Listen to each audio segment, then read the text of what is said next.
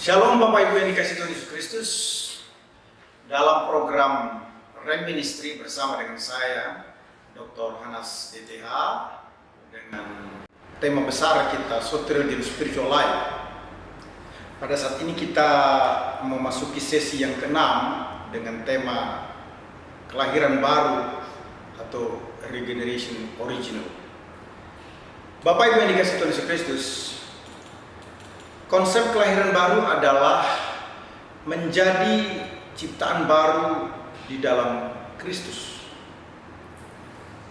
Istilah kelahiran baru berasal dari bahasa Yunani genete anoten, yang berarti to beget from above, diturunkan dari atas atau dilahirkan kembali.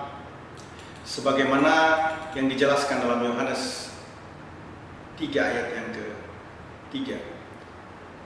Yesus menjawab, katanya, "Aku berkata kepadamu, sesungguhnya jika seseorang tidak dilahirkan kembali, ia tidak dapat melihat kerajaan Allah." Selanjutnya ayat yang ke-5 menjelaskan bahwa dilahirkan kembali yang dimaksudkan adalah dilahirkan dari air dan roh, sehingga setiap orang yang masuk atau mendapatkan kerajaan Allah. Bapak Ibu yang dikasihi Tuhan, konsep kelahiran baru begitu jelas diungkapkan dalam Yohanes 3 ayat 1 sampai dengan ayat yang ke-21. Yohanes 3 ayat 1 sampai dengan 21 menjelaskan proses dari kelahiran baru yang original atau yang asli atau yang sesungguhnya. Bapak Ibu yang dikasihi Tuhan, melalui Yohanes 3 ayat 1 sampai dengan 21 terungkap adanya komunikasi interpersonal antara Yesus Kristus dan Nikodemus. Ada 3 hal penting yang perlu diperhatikan untuk menuntaskan penjelasan kelahiran baru melalui komunikasi yang bersifat interpersonal atau antar pribadi. Pertama, menghargai komunikasi interpersonal ayat 1 dan 2. Kedua, memahami komunikasi interpersonal ayat 3 sampai dengan ayat ke-6. Ketiga, menerapkan komunikasi interpersonal ayat 7 sampai dengan ayat yang ke-21. Bapak Ibu yang dikasihi Tuhan Yesus Kristus, saya akan membahas satu persatu. Yang pertama, menghargai komunikasi interpersonal. Dinyatakan dalam Yohanes 3 ayat 1 sampai dengan yang kedua, firman Tuhan berkata demikian. Adalah seorang Farisi yang bernama Nikodemus, seorang pemimpin agama Yahudi. Ia datang pada waktu malam kepada Yesus dan berkata, "Rabi, kami tahu bahwa engkau datang sebagai guru yang diutus Allah. Sebab tidak ada seorang pun yang dapat mengadakan tanda-tanda yang engkau adakan itu jika Allah tidak menyertainya." Sikap yang saling menghargai terlihat dari Yesus Kristus terhadap Nikodemus, demikian pula sebaliknya. Nikodemus adalah seorang Farisi dan seorang pemimpin agama Yahudi. Orang Farisi sepanjang Injil Yohanes umumnya dalam artian yang tidak baik. Namun Nikodemus mempunyai tujuan yang sungguh-sungguh mencari Yesus. Ia anggota Sanhedrin yang penting. Hal ini menyebabkan Nikodemus enggan untuk mendekati Yesus secara terbuka. Nikodemus adalah seorang Farisi yang berusaha mengetahui siapa Yesus dengan benar, walaupun pemahamannya keliru tentang Yesus. Yesus bukanlah anak Allah. Ia tertarik oleh sifat dan pengajaran Yesus Kristus, tetapi karena takut takut diketahui oleh rekan sesama Farisi, maka ia datang kepada Yesus di malam hari.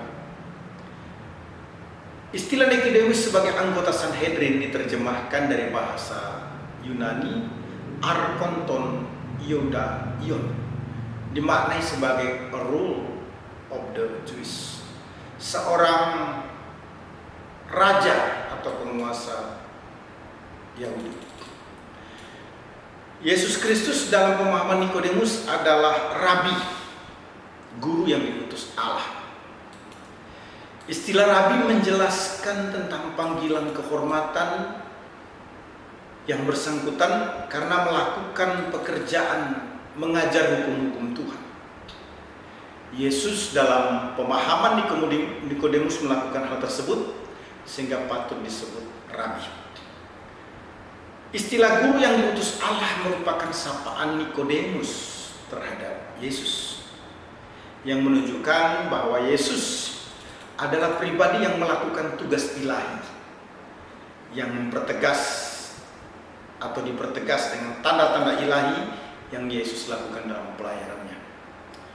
Nikodemus berkomunikasi dengan Yesus memanfaatkan waktu yang tepat, yakni di malam hari, sebagaimana dijelaskan dalam ayat yang kedua. Hal ini dilakukan Nikodemus agar tidak diketahui orang lain demi mempertahankan atau mengamankan wibawa dirinya sebagai seorang Farisi dan pemimpin agama Yahudi. Pada ayat yang kedua terlihat jelas yang memulai komunikasi adalah Nikodemus. Nikodemus mengakui bahwa Yesus lebih berwibawa daripada dirinya sendiri atau sebagai seorang nabi dan disertai Allah. Hal yang kedua yang perlu kita perhatikan adalah memahami komunikasi interpersonal yang baik dapat dicermati dalam ayat yang ketiga sampai dengan ayat yang ke-6 dari Injil Yohanes pasal 3 ini. Firman Tuhan berkata demikian. Yesus menjawab, katanya, "Aku berkata kepadamu, sesungguhnya jika seorang tidak dilahirkan kembali, ia tidak dapat melihat kerajaan Allah." Kata Nikodemus kepadanya, "Bagaimanakah mungkin seorang dilahirkan kalau ia sudah tua? Dapatkah ia masuk kembali ke dalam rahim ibunya dan dilahirkan lagi?"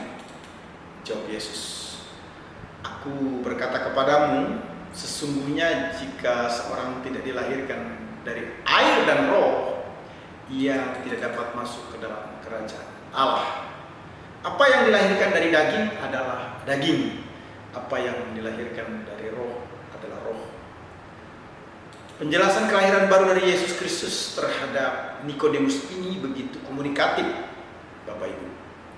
Secara interpersonal ditandai dengan percakapan yang begitu jelas atau terperinci, di mana Yesus Kristus menyatakan bahwa kelahiran kembali merupakan proses untuk melihat kerajaan Allah, sebagaimana dijelaskan pada ayat ketiga, dan bersifat rohani sehingga melihat kerajaan Allah, sebagaimana dijelaskan pada ayat yang keempat sampai dengan ayat yang ke-6.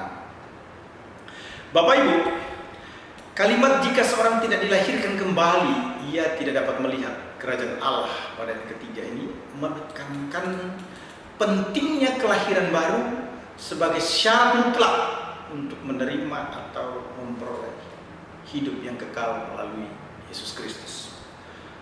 Dr. Kris Marantika sebagai teolog Asia dan sekaligus pendiri gerakan organisasi Injili di Indonesia menjelaskan istilah kelahiran baru berasal dari bahasa Yunani genetenoten yang artinya kembali atau juga dari atas.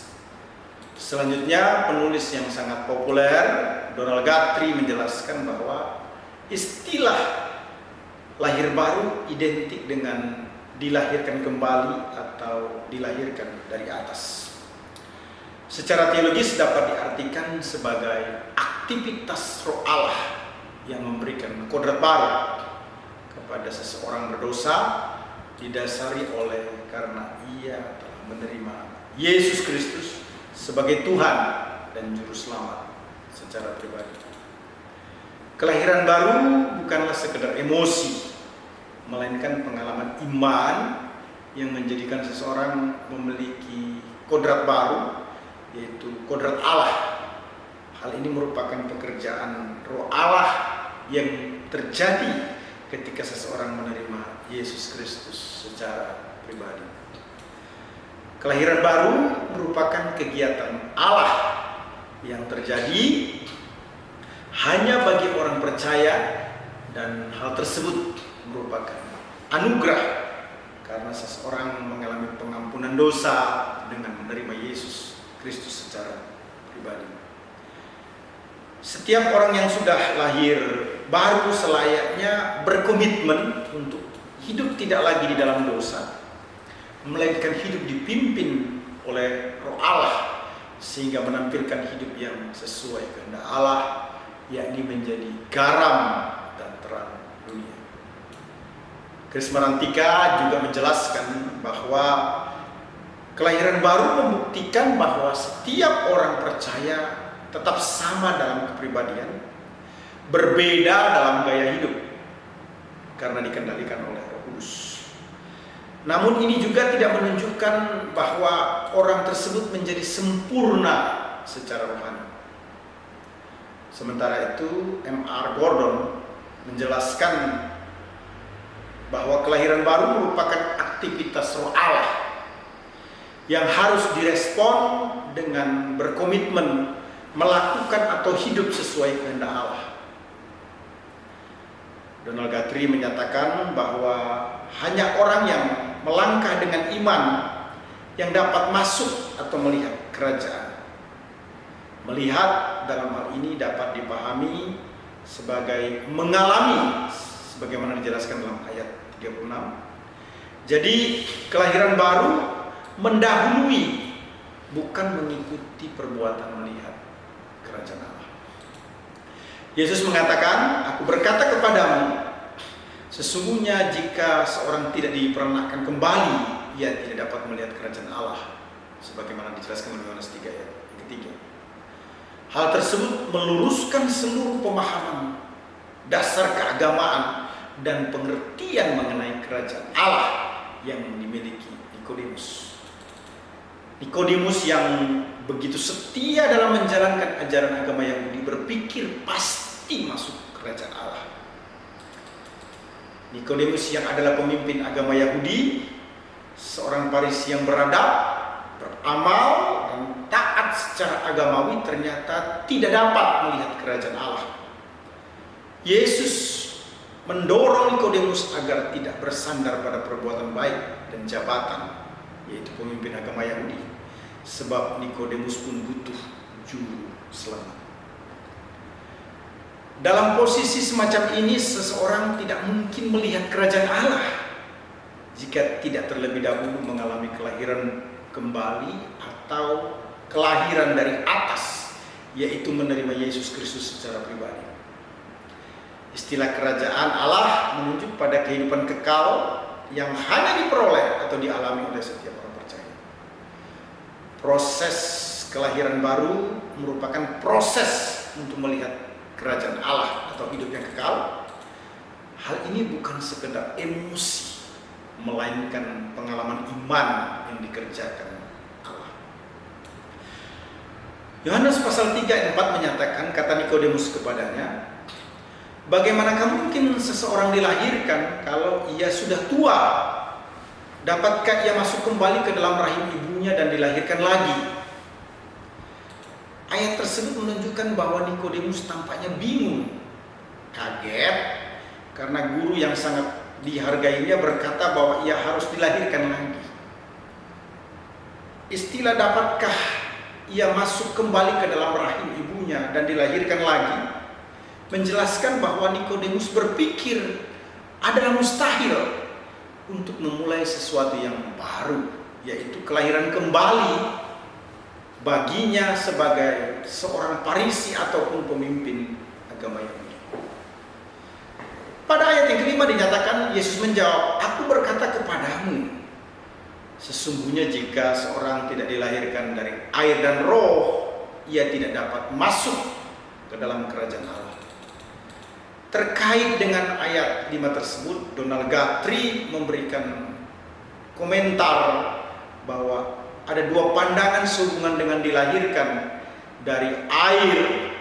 Pertama berhubungan dengan baptisan, kedua kelahiran alamiah.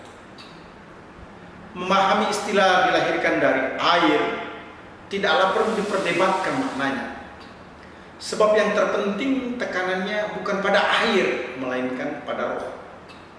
Sebagaimana dinyatakan dalam ayat yang ke-6 sampai dengan ayat yang ke-8. Donald C. Stamps menjelaskan bahwa Yesus mungkin sekali sedang menunjuk pada karya penyucian oleh Roh Kudus dalam kelahiran baru. Dalam Titus 3:5, Paulus berbicara tentang pendamaian, maksud saya permandian kelahiran kembali dan pembaharuan yang dikerjakan oleh Roh Kudus.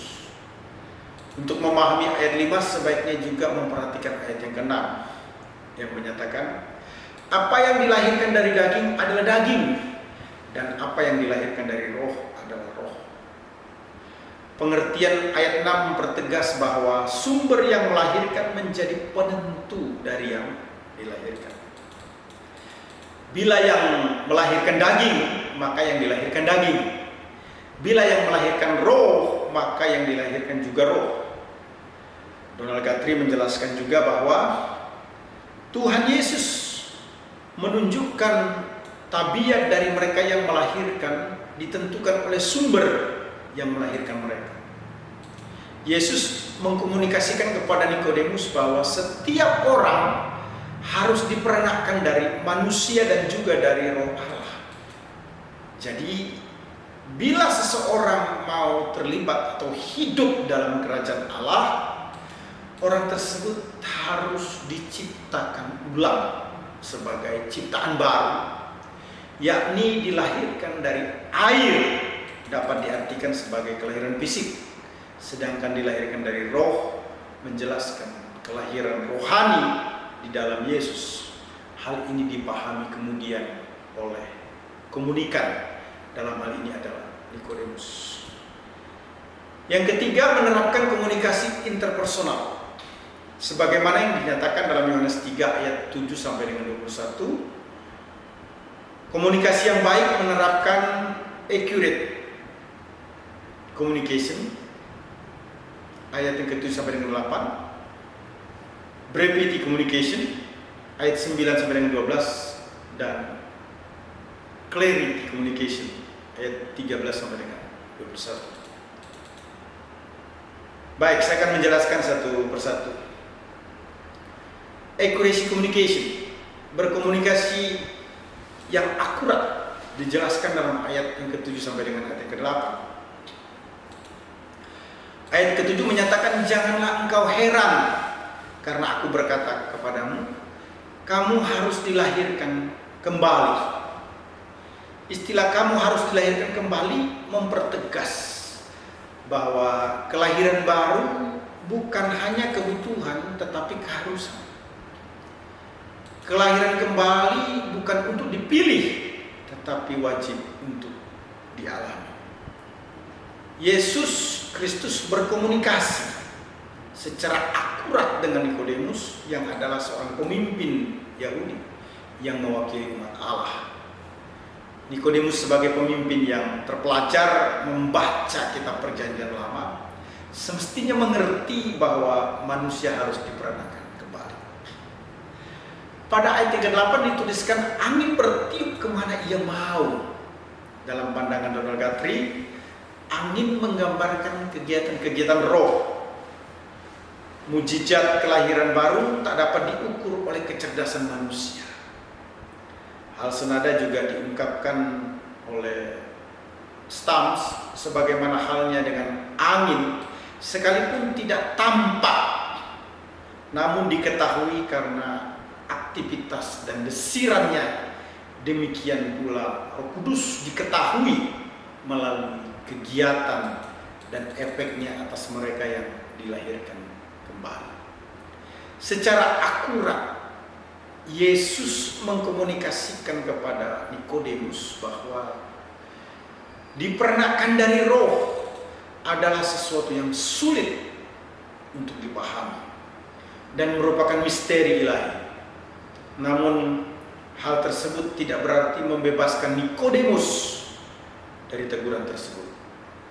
Sekalipun Nikodemus merupakan seorang Farisi dan pemimpin agama Yahudi, ia tetap harus diperanakan dari Roh. Selanjutnya, brevity communication, komunikasi yang ringkas, dapat dilihat pada ayat 9 sampai dengan ayat yang ke-12. Ayat 9 menjelaskan bahwa Nikodemus menjawab katanya. Bagaimanakah mungkin hal itu terjadi?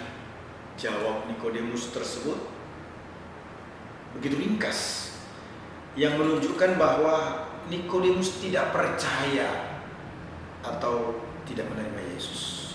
Sekalipun dalam ayat 2 Nikodemus menyatakan bahwa Yesus disebut rabi atau guru yang diutus Allah. Pada ayat 10 Yesus menjawab, engkau adalah pengajar Israel dan engkau tidak mengerti hal-hal itu. Suatu sebutan yang ringkas dari Yesus bahwa Nikodemus pengajar Israel. Nikodemus sebagai pengajar Israel merupakan perwakilan pengajar Israel lainnya. Semestinya mengerti perihal proses terjadinya kelahiran kembali tetapi gagal.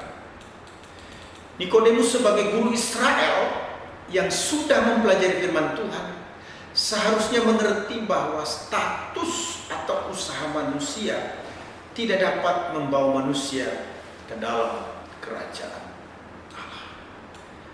Bapak Ibu yang dikasihi Tuhan Yesus Kristus, pada ayat 11 dinyatakan, kamu berkata-kata tentang apa yang kamu ketahui, mempertegas bahwa pengajaran Yesus atau murid-muridnya berbeda, bahkan sangat berwibawa dibanding para rabi.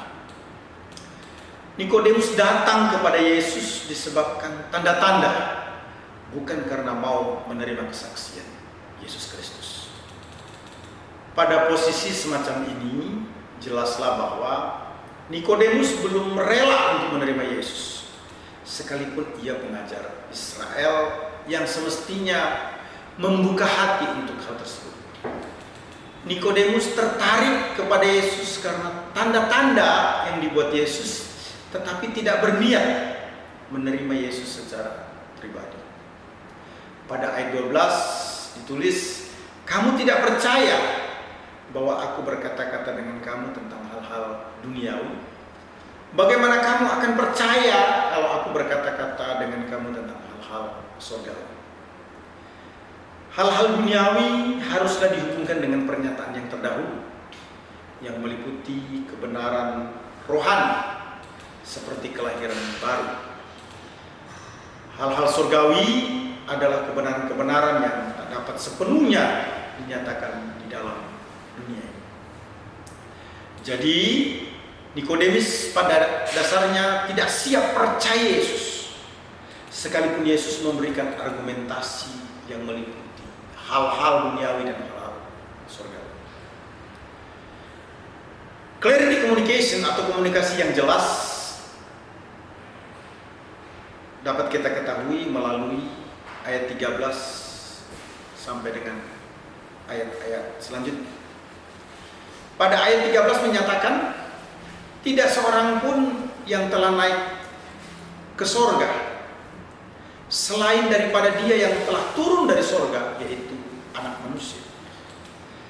Pribadi yang telah naik ke sorga dan telah turun dari sorga menegaskan bahwa yang dimaksudkan tidak ada lagi kecuali Yesus Kristus, dan sekaligus mempertegas pentingnya diperanakan dari Allah.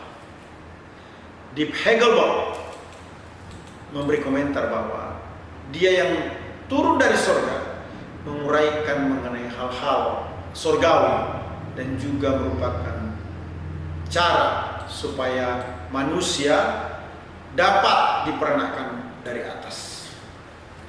Istilah ditinggikan dalam ayat 14 menekankan satu kesamaan antara ular itu dan Tuhan Yesus, yaitu bahwa kedua-duanya harus ditinggikan, tetapi sebenarnya kesamaannya lebih luas, karena tampaknya ular itu melambangkan dosa umat Israel, dan waktu dia disalibkan, Tuhan Yesus menjadi dosa untuk kita. Ayat 15 merupakan kelanjutan ayat 14 yang menyatakan setiap orang yang percaya kepadanya beroleh hidup yang kekal. Kata sifat kekal mengungkapkan ketidak dapat dihancurkannya hidup yang diterima, yang bernilai atau berkualitas kekal. Hidup yang kekal diperoleh oleh setiap orang percaya, sehingga Nikodemus pun harus percaya kepada Yesus Kristus.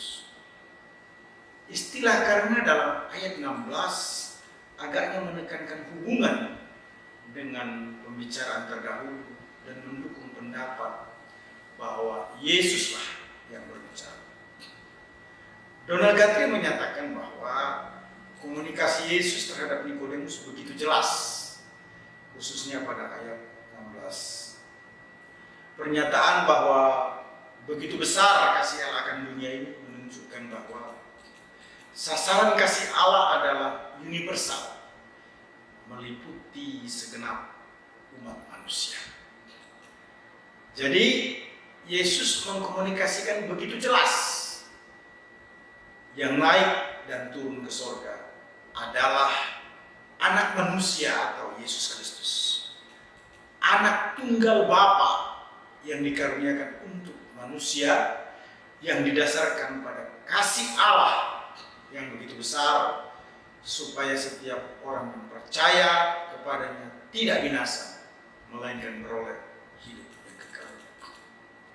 Pada ayat 17 bertuliskan, sebab Allah mengutus anaknya ke dalam dunia bukan untuk menghakimi dunia, melainkan untuk menyelamatkannya oleh Dia. Ayat 17 begitu jelas menyatakan bahwa tujuan Allah mengutus misi anaknya bukanlah untuk menghukum, melainkan untuk menyelamatkan. Bapak Ibu yang dikasihi Tuhan Yesus Kristus, pada ayat 18 menjelaskan, barang siapa percaya kepadanya, ia tidak akan dihukum. Barang siapa tidak percaya, ia berada di bawah hukuman. Sebab ia tidak percaya dalam nama anak tunggal Allah, menekankan bahwa syarat keselamatan, yaitu barang siapa yang percaya, alamat atau sasaran kepercayaan adalah anak tunggal Allah, yang sekaligus merupakan tujuan Injil. Yesus mengkomunikasikan begitu jelas kepada Nikodemus bahwa setiap orang yang percaya kepadanya tidak dihukum. Sebaliknya setiap orang yang menolaknya berada di bawah hukuman. Keselamatan hanya dapat diperoleh oleh mereka yang percaya. Dinyatakan secara khas ialah oleh nama anak tunggal Allah. Pada ayat 19 dituliskan, dan inilah hukuman itu, terang telah datang ke dalam dunia, tetapi manusia lebih menyukai kegelapan daripada terang, sebab perbuatan-perbuatan mereka jahat. Stams berkata bahwa salah satu ciri dasar dari orang fasik adalah mereka mengasihi kegelapan, yaitu mereka menikmati dosa dan imoralitas. Jadi Yesus begitu jelas mengkomunikasikan bahwa Ia datang bukan untuk menghakimi dunia, tetapi karena ketidakpercayaan seseorang, maka orang tersebut berada di bawah hukuman. Terang yang adalah Yesus Kristus ditolak karena lebih menyukai kegelapan, mengakibatkan tidak memperoleh keselamatan. Pada ayat 20 dituliskan, sebab barang siapa berbuat jahat membenci terang dan tidak datang kepada terang itu, supaya perbuatan-perbuatan yang jahat itu tidak nampak. Kasih manusia akan kegelapan bukanlah demi kepentingannya sendiri, tetapi karena kegelapan dapat menyembunyikannya. Sebaliknya perbuatan-perbuatan yang benar menyambut terang karena terang dapat menyatakannya. Yesus Kristus melakukan komunikasi begitu jelas bahwa orang yang melakukan kebenaran tidak menjauhi terang, melainkan datang kepada terang. Hal tersebut terjadi karena kuasa dan kehendak Allah, serta merupakan kemegahan di dalam Allah, sebagaimana dijelaskan pada ayat yang ke-21. Data selanjutnya tentang Nikodemus diketahui dalam Yohanes 7 ayat 50 sampai dengan 51, kemudian pasal 19 ayat 39 yang menyatakan demikian. Nikodemus, seorang dari mereka yang dahulu telah datang kepadanya, yaitu kepada Yesus, berkata kepada mereka, apakah hukum Taurat kita menghukum seseorang sebelum ia didengar dan sebelum orang mengetahui apa yang telah dibuatnya? Teks tersebut menunjukkan pembelaan Nikodemus terhadap Yesus karena Yesus hendak dihukum. Pada Yohanes 19 ayat 39 juga Nikodemus datang ke situ. Dialah yang mula-mula datang waktu malam kepada Yesus. Ia membawa campuran minyak mur dengan minyak gaharu, kira-kira 50 kati beratnya. Hal tersebut menunjukkan sikap empati Yesus untuk penguburan Yesus Kristus. Jika diperhatikan, Yohanes 7 ayat 50 sampai dengan 51 dan Yohanes 19 ayat 39, maka ada dugaan Nikodemus mengalami kelahiran baru. Kelahiran baru yang berasal dari Allah terjadi karena adanya penancapan benilah, suatu aktivitas Allah untuk memberikan kodrat baru kepada setiap orang yang menerima Yesus Kristus secara pribadi sebagai Tuhan atau Juru Selamat. Jadi jelaslah bahwa kelahiran baru yang menjadikan setiap orang untuk memperoleh hidup yang kekal berasal dari Allah, bukan merupakan hasil usaha manusia. Kelahiran baru mencakup ciptaan baru, hidup baru, perpindahan dari maut, pembaharuan, pemberian kodrat baru, dan tujuan baru di dalam Allah. Kelahiran baru terjadi karena setidaknya 3 hal. Yang pertama adalah adanya firman Allah yang membuahkan pertobatan, sebagaimana dijelaskan dalam Yohanes 3 ayat yang kelima. Kedua, adanya Roh Kudus yang bekerja, Yohanes 3 ayat 6 sampai 12. Yang ketiga, adanya iman yang tertuju kepada Yesus Kristus, Yohanes 3 ayat 14 sampai dengan ayat yang ke-16.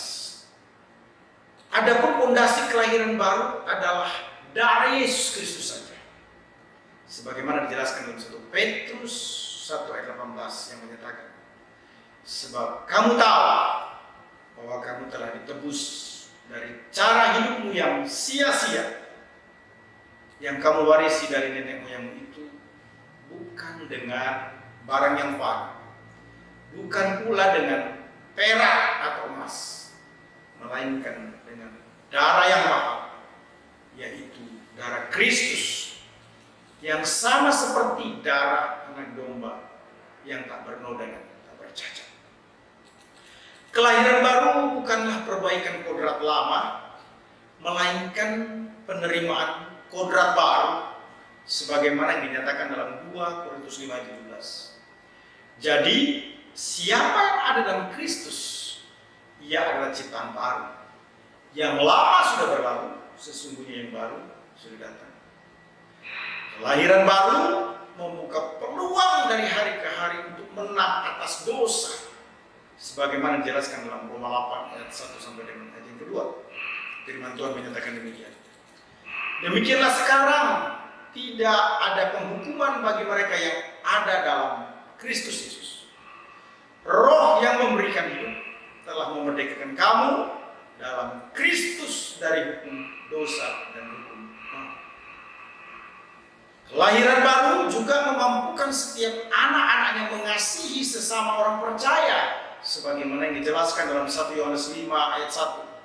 Setiap orang yang percaya bahwa Yesus adalah Kristus, lahir dari Allah, dan setiap orang yang mengasihi Dia yang melahirkan, mengasihi Dia juga yang lahir daripadanya.